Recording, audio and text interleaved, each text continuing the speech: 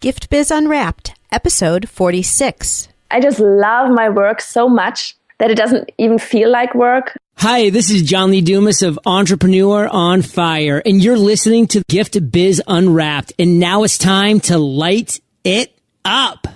Welcome to Gift Biz Unwrapped, your source for industry-specific insights and advice to develop and grow your business. And now, here's your host, Sue Monheit. Hi there, I'm Sue, and welcome to the Gift Biz Unwrapped podcast. Whether you own a brick and mortar store, sell online, or are just getting started, you'll discover new insight to gain traction and to grow your business. And today, I am so happy to have Johanna Fritz joining us all the way from Germany. Johanna has been a freelance illustrator for more than 10 years and works together with publishers, manufacturers, and advertising agencies. She's currently represented by the agency Wundergarden. Her target market is children and those who like fun characters and happy colors. As she has already been known in her industry for being active and engaging on all kinds of social media channels, she's recently started a second business called Fritzi Flock. It's all about growing illustrators' businesses to the next level. This includes coaching, workshops, interviews, and a whole lot more. Welcome to the show, Johanna. Hey there. It is so good to have you, and I think it's nighttime there, and your little ones have just gone to bed, and now you have the opportunity to talk to us. Exactly. Thank you so much for having me, Sue. Love having you. Would you like to add anything else to that intro before we get started? You also mentioned my kids. So yeah, I have a husband and two kids, which are like 1 and 3 right now, and that's actually it. You're able to do business out of your house just on the way your business operates, right? So that's really helpful while you have young kids at home too. Yeah, that is totally true. Wouldn't change that. Yeah, no, that's really valuable. That's part of the great thing about being in business for yourself. So true. As our listeners know, we like to align this conversation around the life of a motivational candle. The light shines on you while you share your stories and your experiences. So, Johanna, are you ready to light it up? I am so ready. All right. Let us envision what a candle would look like. And for you, being with all the art and everything, I can't wait to hear about the color of your candle and the motivational quote. Oh, yeah, definitely. I can't just choose one color, of course. So I guess my candle would be like mint, pink, and yellow, which is sort of my corporate identity colors for my illustration business. And my quote would actually be, smile to the world and the world smiles back. This quote means sort of a lot to me because I'm not sure how you call it in English, but it's it was an embroidery wall art, which was in my parents' house next to the TV. And so whenever I watched TV as a kid, I was also looking at this embroidery. And it was just like some sort of mind setting, like every day I saw this. And I think maybe that's one of the reasons why I'm smiling all the time. It's so true. When you smile, people smile back. When you go grumpy through your whole life, and it's just like what you give comes back to you, sort of that thing. I think you're right. And it sounds like throughout your childhood, as you were looking at that wall hanging then, it really was ingrained to you. Something tells me that you just like that by nature, though. Yeah. From the start, wall hanging or not. Yeah, so true. Gift Biz listeners, Johanna and I had the opportunity to meet a few months back in San Francisco. We were both in the audience of Sue B. Zimmerman's Creative Live course, and I had already known about Johanna, but was so excited that she was flying all the way over to be with us. And you are one happy, fun-loving gal, Johanna. Thanks. Okay, so let's go back to the beginning of your professional career. How did you get started and move into the business of freelancing? Well, to go a little further back, I was studying American history, Japanese, and French at a university in Berlin. And I did that for 2 years. I was so unhappy with it. It was just not my thing. Then I was on a train and I saw an ad. And I was looking at this ad, and it was written down communication design at this and this university. And I was like, oh my gosh, this is it. It was really bang, a light bulb got on, and I was like, okay, I totally have to try that. And so I went there and showed them my portfolio. They liked it, and they accepted me to study their communication design. That's sort of the beginning. And from then on, it just got on. And I started to, like in my last year of studies, I started to send out my portfolios to publishers and was so happy that they liked it. Today, I don't know why, because I don't know, when I look back today, like 11 years ago or so, it's like sort of awful to me. Like this, oh my gosh, I have no idea why they wanted me to do those picture books, but I was happy. So that was the beginning. And then I just kept going, sent stuff out. And yeah, today I'm pretty happy that clients are coming to me and I don't have to reach out that much anymore. Absolutely. So were you always into art, like even as a young child? Yeah. I have so many illustrations from me when I was, 4 and 6 and 7 and 8. My mom kept them all. So I still have them with me. And so then you were hired by this company, right, to start doing illustrations. And then at what point did you go off on your own then? From the beginning, like while I was studying in my third year. So the whole study process was like 3 years. And in my third year, I already started to send out my illustrations to publishers and agencies. And from that point on, I was freelancing. Gotcha. And talk to us a little bit about one of your favorite projects back then, just to give a feel to everybody about how the business works. Back then, well, my very, very first client was actually a TV magazine who hired me to do a weekly cartoon. That was my absolute beginning. And actually, the main character of this cartoon was a bird.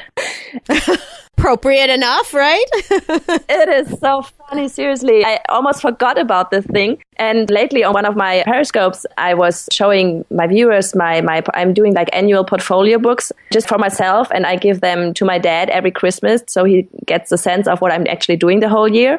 And I saw this cartoon in there and I was like, oh my gosh, I started with a bird. I have a bird as a logo right now. The Fritzi Flock is a bird. And yeah, so there's birds are everywhere. You're gravitating to our feathered friends for some reason. Yeah.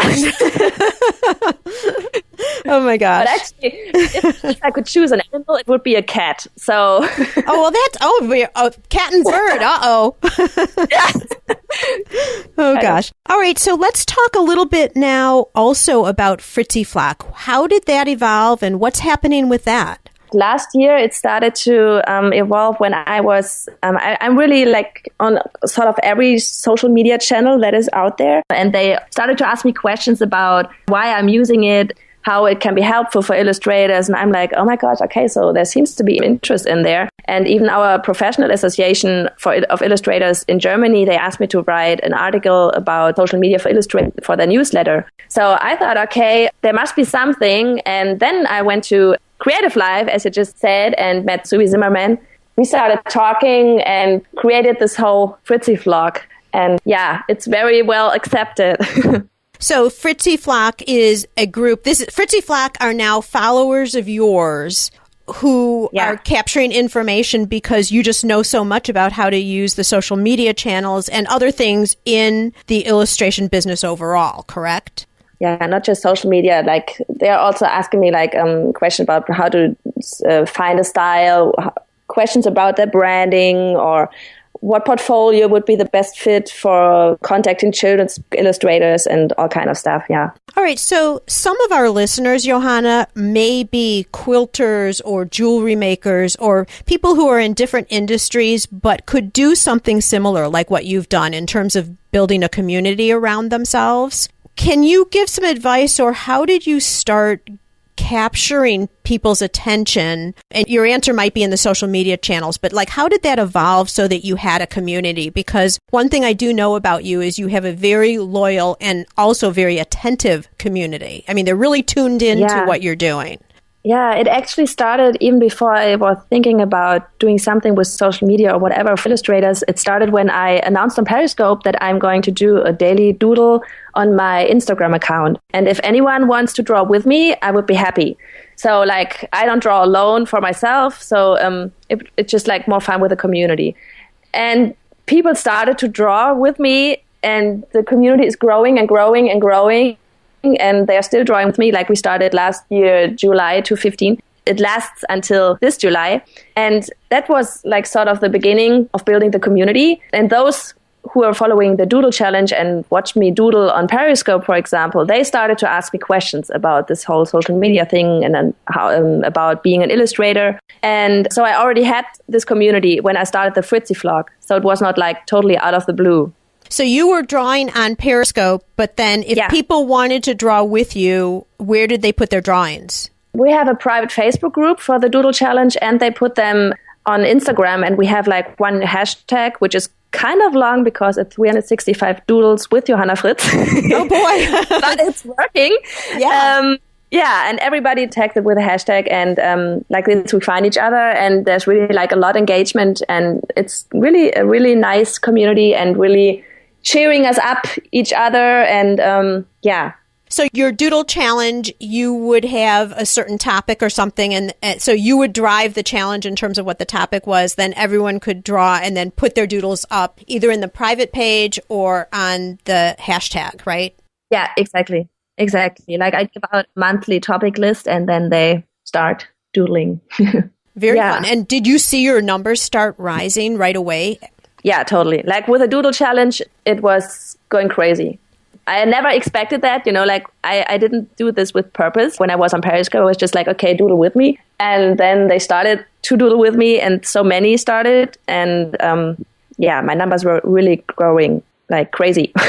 That's so fun. And so Gift Biz listeners, think about this. For your business, is there something that you could do? Because this is just such a lighthearted, fun event, but it's grounded in her craft, which is the illustration, of course. And so the people that she's attracting are exactly the people that she would want to work with in this new business that she's gravitated to. So brainstorm a little bit. What could that be for your business where you could capture a community like that? You're starting to make me think about some things here too, Johanna. So that's awesome. And the hashtag again is what? So if we wanted to take a look at it, we could. Yeah, 365, and then doodles with Johanna Fritz.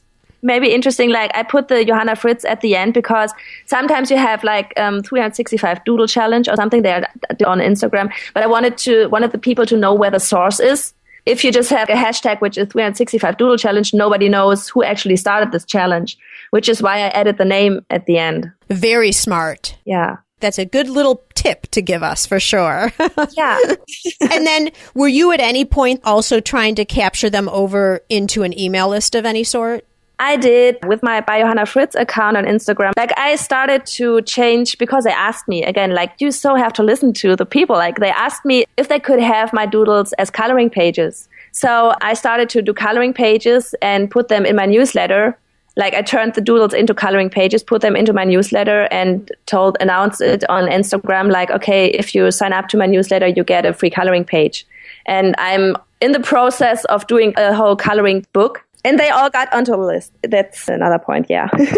Yeah. Gift Biz listeners, we've talked about this in other episodes, that having people on social media platforms of yours is fabulous because you're getting viewership. But if a platform like that ends up going down for some reason, and Facebook, as we know, changes every other day practically, you have no way to recapture anyone who's been following you. So a really wise thing to do is at some point bring them over to your email lists, because that you own and that you can control. And Johanna, I just love the way you've done it because it's in such a lighthearted, fun way. Yeah. And I'm going to want one of those coloring books when they come out. Oh, you will totally get one for sure. I'll write that down. You'll have to let me know. I'll buy it. You'll just tell me where to go and I'm getting one for sure. Let's go on now and just talk. We've been talking lightheartedly about all these great things that have been happening and how your business has evolved. But as we know, not everything always is a smooth road. You've had to have some bumps along the way, or maybe some air currents in that flock of yours. Can you give us a time when you've been a little bit challenged with something and how you've overcome that? Especially like in the beginning when you become an illustrator, you totally have to get clients on board. And it's not like, or it wasn't like that you're always working on some projects for clients. So you sort of, when there's like 1 or 2 months when you're not working with a client, you're like, okay, will there be another one soon? Because I'm sort of running out of money. And right. That's the biggest challenge, I think, especially in the beginnings. What did you do when you had time and there were no more jobs coming in? What did you do? In the beginning, I guess I was like a little freaking out, but I thought of got relaxed, like if you have a little money on the bank account and you are totally okay with 3 months not getting some money from clients, I totally recommend first thing to send your portfolio out to publishers and whoever you want to work with. And then as soon as it was every time the same thing. As soon as I started to work on a personal project, someone called me and wanted me to work with them. Like, seriously, that was just like, okay, I start with a personal project and someone calls. And also, even if they don't call, a personal project is always the best to do because you can send this personal project out to publishers again. And usually the work that you're doing for personal projects are always the best works. That's what worked for me the best. That's a really good point. Yeah. Your personal projects are something probably you may be even more passionate about than a job that you're doing. Yeah. And so by nature, you're going to be more creative and, trying new things, whatever it might be. Exactly. So. Yeah. Do you have any other advice for people who might be listening who are in the freelance space and are just starting out in terms of how to initially get in touch with publishers or tricks in terms of the best ways of communicating with them, anything like that? Yeah, well, what I did just like after I finished studying, I went the Frankfurt Book Fair, and I'm sure there are several book fairs in the US as well, to contact publishers. And they also have like an hour where they look at your portfolio. You can go there with your portfolio and they critique it. So the first time when I went there and I heard all the critique, really bummed and was like, okay, maybe I shouldn't become an illustrator. But after a week, I turned the critique into something better. And the next time I went there, they were totally fine with my portfolio and I got hired for some jobs. So I think walking book fairs is very good. Contacting publishers through LinkedIn, for example, I really stalked many publishers and agencies. In Germany, it's called Xing. Today, it would be LinkedIn, I guess. One thing that you said that I really want to underscore here is that you brought your portfolio and you showed your work, and that puts you in a very vulnerable place. Oh, yeah. Because this is your individual, you've put your heart and soul into this stuff, and you get some feedback, but you just didn't stop and say, oh my gosh, for whatever reason, they're critiquing it, there are things they didn't like or whatever. You took that feedback and made it better, and then went back, had a successful second presentation, and look where it's led you to. Yeah, and those, like those 1 hour, when they look at your portfolio, they are like, I don't know, 20, 30 illustrators waiting in a line to get an editor to look at your portfolio. And you're totally like, oh my gosh, there's so many illustrators and all of them want to work with this publisher. I will never make it. So one of my advice would also be to try to contact the editor of the publisher 4 or 5 months before the book fair and try to get a real appointment so that it's just like one-on-one, and so you don't have to wait in this line because it's really pressing to stand in this line. Yeah, probably intimidating because there are just so many people. Yeah, and they start to show their portfolios, and you see those portfolios and they're like, oh my gosh, okay, I just go away. It's a good thing you didn't, let's say that. And I would imagine they're always looking for new talent, new styles, new talent. So yeah, absolutely. So it's really like there's place for everyone. Like there's enough room for every one of us. It's seriously like that. There you go. And you know what? Someone has to be picked, so it might as well be you. Yeah, exactly. So what types of things do you do now? And I don't know, you can choose what you want to talk about, whether you want to talk about the freelance end or Fritzi Flock. But what kind of things do you do now to capture more people in, get new jobs, so that you can carry on with your business, and, and bring in the money? I'm really happy with my illustration business that I don't have to send out. Like seriously, people are coming to me and I have I'm fully booked like half a year in advance. So like right now I'm working on 5 children's books, which is totally crazy. But with the Fritzi Flock, I'm doing mini workshops on Periscope, for example. I did one about finding your style. I did one about how to become a personal brand, because it's really important for illustrators to not just draw nice pictures, but also to stand out from the mass, to be a brand. So that's something I'm doing. And I just listen to what the birds in the Fritzi Flock Facebook group tell me, and they are, or what their struggles are. And that's how I find the topics for my Periscopes, for example. Got it. Yeah, and I'm also providing some value through PDFs, which I'm sending with my newsletter.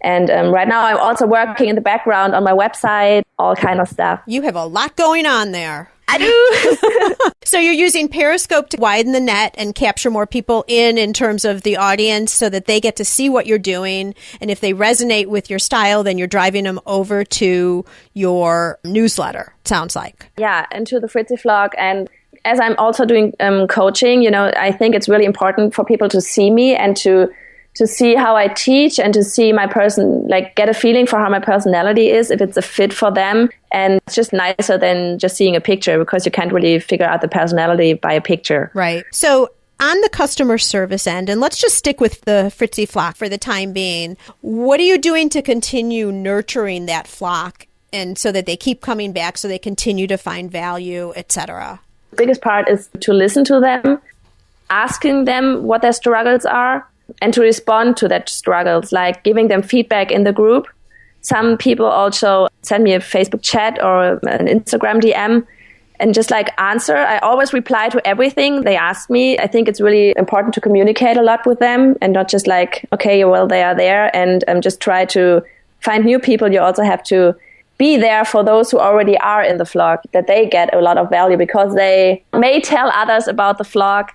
So you're making sure that you don't pull this group together and then just give them information. You're always looking for feedback from them, and then also responding to them if they direct message you. Exactly. Yeah. Like yesterday, 2 days ago, someone asked me if I could do a scope about color profiles, which you need for if you work for with publishers. And the next day I did a scope about color profiles. So, she answered me, she told me that that was really helpful and thank you. And so she was really happy about it. And all the others in the flock, they liked it as well. Just like when they ask you, just do it. Yeah. So you have a pretty big following at this point. Do you set a certain time in your day when you go and capture all, like you go ahead and look at the Facebook page and see what everyone's saying and then also see the direct messages? Or do you intersperse throughout your day time to do that? Or how does it fit within your structure? Yeah, that is really, time management. When the kids are out of the house, I always start my day with Facebook and Instagram and respond to everything that has come there through the night because of the different time zones. There's a lot of, many messages in there, which I want to respond to and read. Then I usually, if I have the time, I usually start drawing for my clients. And then I try to focus on the illustrations that I'm doing then. And I even turn off the sound so I don't get the Facebook notifications, because otherwise I would also always look into the Facebook group. And I always need 5 to 10 minutes, like a pause between the next illustration. So that's a time when I go back to the Facebook group and answer some more questions. And then I go back to illustration to do another spread. And That sounds very efficient because you are giving yourself a break. You're switching up your tasks a little bit. And I really like what you're saying about turning off the notifications with the sound, because then you don't get distracted, because, oh my gosh, if you did that, you'd never get anything done. Yeah. And when there's a sound, I feel like, okay, I have to answer right now. I have to respond. I don't know. It's just like you have to fool yourself a little. In the afternoon, when my kids are back at home, I try to leave my smartphone downstairs when I'm with them in the kids' room or so. So I don't always go to my smartphone and look if there are any new messages or whatever, because I know I would if I had the smartphone just next to me. Right, for sure. Yeah, right. Yeah.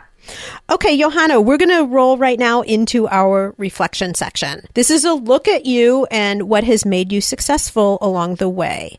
What natural trait do you feel you have, just as a person, just you, Johanna, that has helped you to be successful?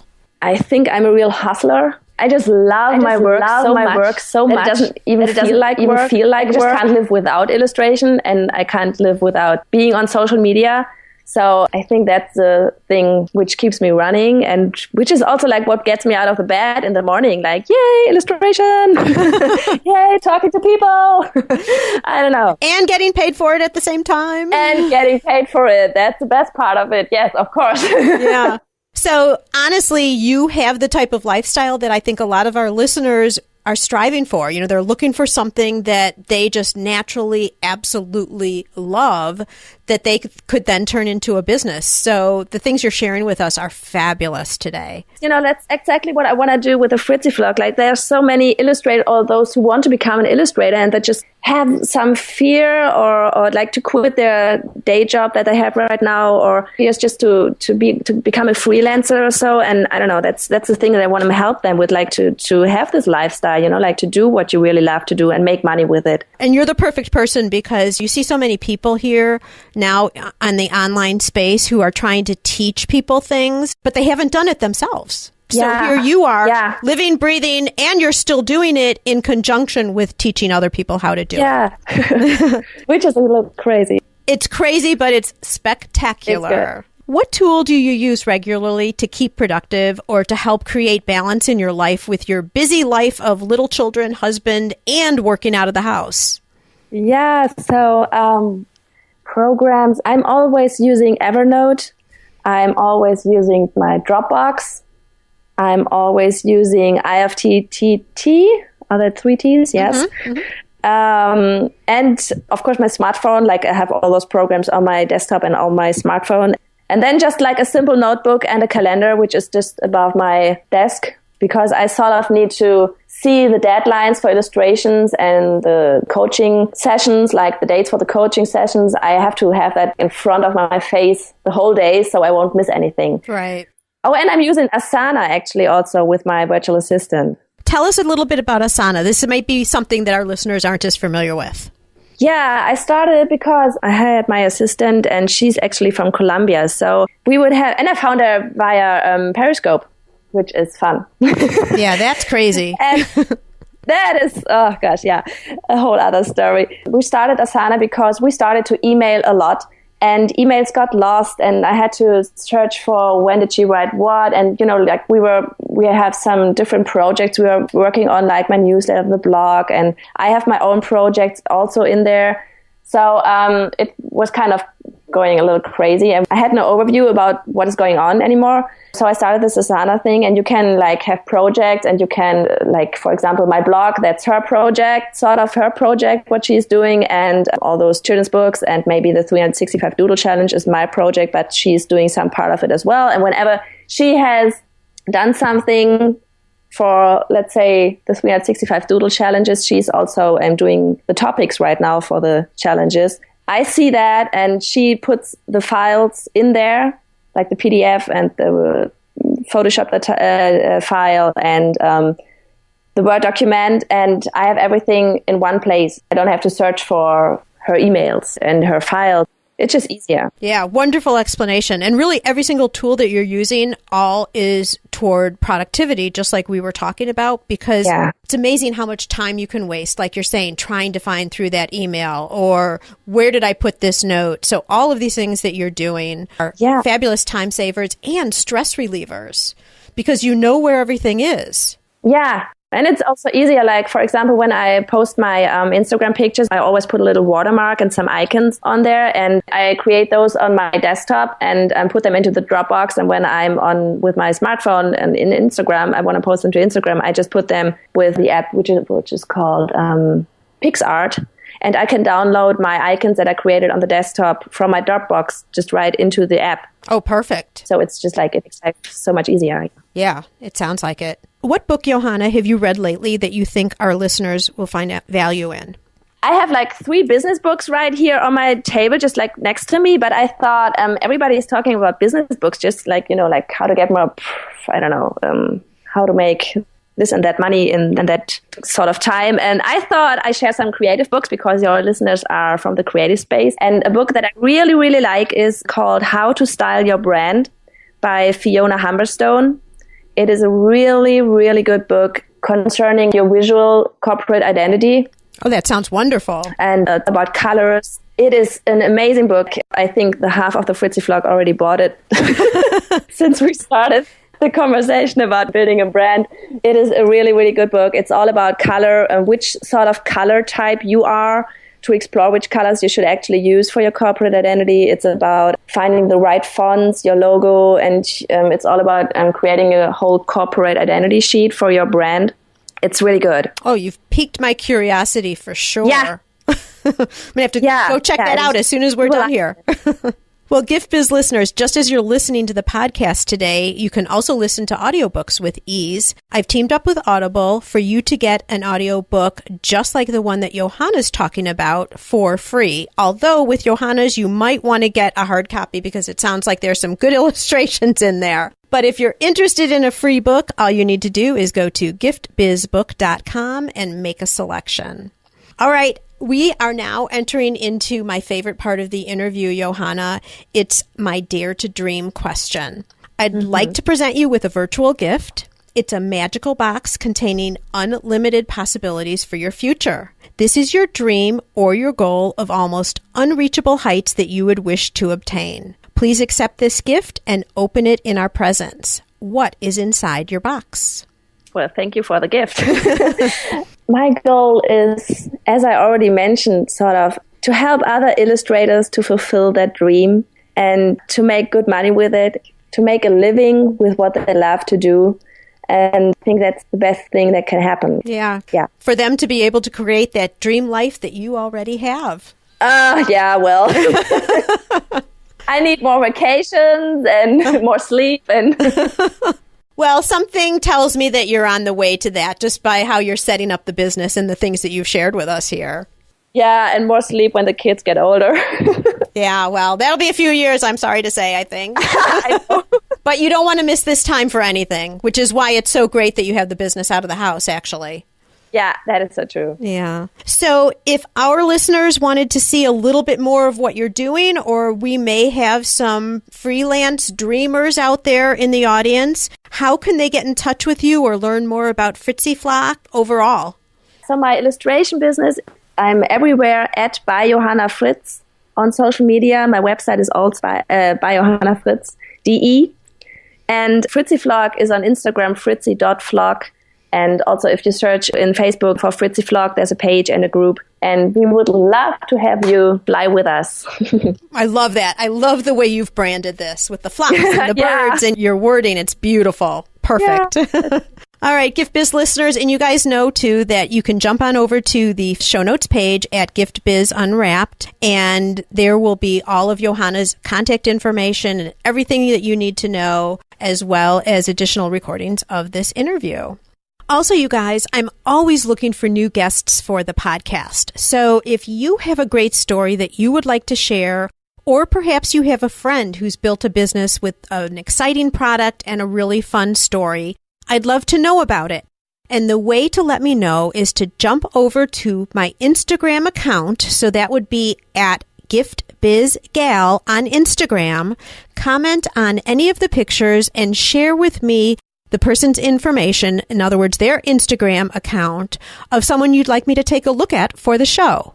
Okay, so again, just jump over to Instagram at GiftBizGal, comment on a photo, and give me the Instagram handle of whoever's info you'd like me to check out. Thank you, Johanna. I really appreciate your taking the time, and I know the challenge is getting the kids to bed and being able to do this with our time difference. And in English. Well, no one would know that you feel less than comfortable with your English because it's turned out perfectly today. Yeah, no, it's fabulous. You've given us much great information and really a great peek into a freelancer's life and opportunities that exist. So I really, really appreciate all your insights, all your help, your suggestions, advice, and may your candle, Johanna, always burn bright. Yeah, thank you. Thank you so much for having me, Susie. Learn how to work smarter while developing and growing your business. Download our guide called 25 Free Tools to Enhance Your Business and Life. It's our gift to you and available at giftbizunwrapped.com/tools. Thanks for listening, and be sure to join us for the next episode. Today's show is sponsored by the Ribbon Print Company. Looking for a new income source for your gift business? Customization is more popular now than ever. Brand your products with your logo, or print a Happy Birthday Jessica ribbon to add to a gift right at checkout. It's all done right in your shop or craft studio in seconds. Check out theribbonprintcompany.com for more information. After you listen to the show, if you like what you're hearing, make sure to jump over and subscribe to the show on iTunes. That way you'll automatically get the newest episodes when they go live. And thank you to those who have already left a rating and review. By subscribing, rating, and reviewing, you help to increase the visibility of Gift Biz Unwrapped. It's a great way to pay it forward to help others with their entrepreneurial journey as well.